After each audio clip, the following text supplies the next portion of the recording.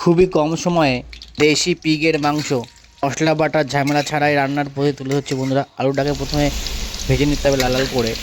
আলুটাকে তুলে নেওয়ার পরে তেলের মধ্যে জিরে, দুটো শুকনো লঙ্কা ও দারচিনি দিয়ে ভালো করে ফোড়ন দেওয়ার পরে পেঁয়াজগুলোকে ভালো করে ভেজে নেওয়া হয়েছে। ভাজার পরে আদা রসুন পেস্ট দিয়ে দিয়েছি, দিয়ে এই মশলাটাকে ভালো করে মেশানো হচ্ছে বন্ধুরা।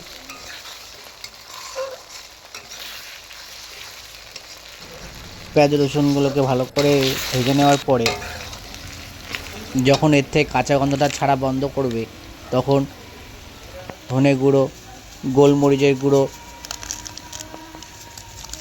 সামান্য হলুদ গুঁড়ো, একটু জিরে গুঁড়ো, একটু লঙ্কার গুঁড়ো, একটু সামান্য কালার হওয়ার জন্য কাশ্মীরি লঙ্কার গুঁড়ো দিয়ে দিয়েছিলাম।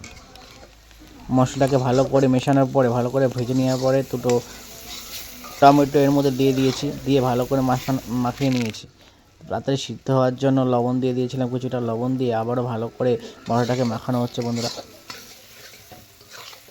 মশলা যখন রেডি হয়ে গেছে, যখন তেলটা ছেড়ে দিয়েছে মশলা থেকে, তখনই দিয়ে দিয়েছি আমাদের সেই দেশি মাংসটা দিয়ে এটাকে ভালো করে মেশানো হচ্ছে মশলার সাথে।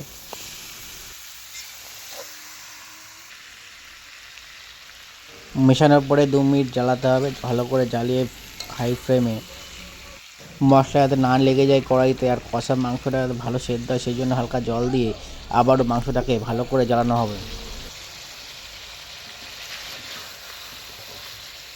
মাংসটা কষানো রেডি হয়ে গেছে, দেখুন কালার দেখুন।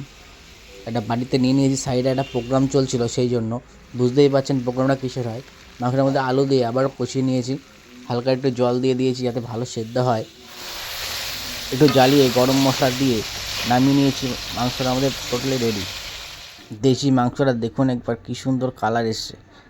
রুমালি রুটির সাথে কাঁচা পেঁয়াজ আর এই এরকম যদি রসগোল্লা পিস হয়, তাহলে আর কি লাগে, শীতের রাতে পুরো জমে যাবে।